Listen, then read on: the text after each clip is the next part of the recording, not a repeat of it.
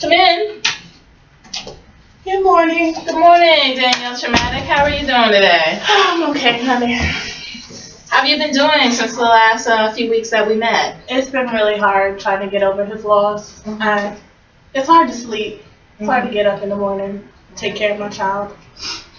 All right. Well, let's go back to the beginning. Why don't you just tell me, what happened with your husband again, and we can start from there with our session. Okay. Every day, after the child is asleep, we usually go downstairs and talk about our day, just have us time. And he was just sitting at the table, and all of a sudden he just got quiet. I was like, "Are you okay, honey?" And I just saw his face droop to one side, and after that, he wasn't talking to me anymore. So I called 911, and they came and took him to the hospital. I met him at the hospital, and then they told me he suffered from a major stroke, and that he suffered respiratory arrest as well, and now he was brain dead. I know. I mean, how did that affect your anxiety levels? Were you actually physically getting sick after finding out? I was throwing up every morning, and then later, oh God, I know. Just let it out. No, let it out. That's what we're here for. We're gonna work through this. But later I found out that I was pregnant, and I know. Okay. God. And have you been able to deal with that news, just knowing that he's not here with you anymore? Well, 3 weeks later, I lost baby, and I feel like that's another death that I contributed to, because George just told me if this happened that he wanted to not be kept alive because his state of life would not be good, and he didn't want me taking care of him. So I made the decision to pull the plug when he was on life support. So I just feel like I am responsible for 2 deaths, and it is so hard to get up in the morning. Danielle Traumatic, you are not responsible.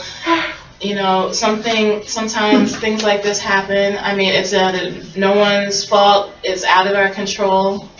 And we just have to try to move on and find ways to cope with it. So how has your level of functioning been every day? Are you able to do activity of daily living, like, I just try to clean yourself, clean your house? I try to take my child to school. After that, I stay in my bed. I've called out of work so many times. I don't even know if I have a job anymore. Okay. Oh, Lord. I know. Okay. Well, I mean, we can set you up with, we can try some group counseling.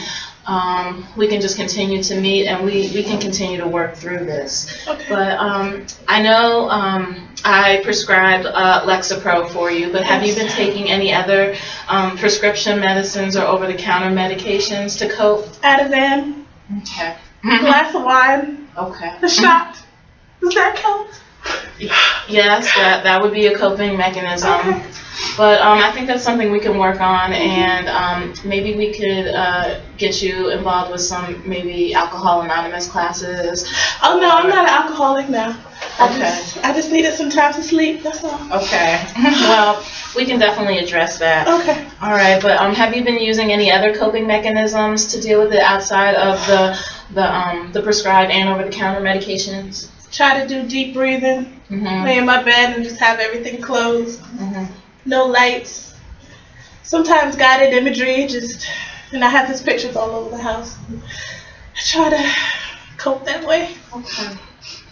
All right, Danielle. Well, that is our time for today. But we should meet on the same time next week, and we can continue to just delve into your coping strategies and just dealing with this grief in your life. Thank you. All right. You have a good day. You too. All right.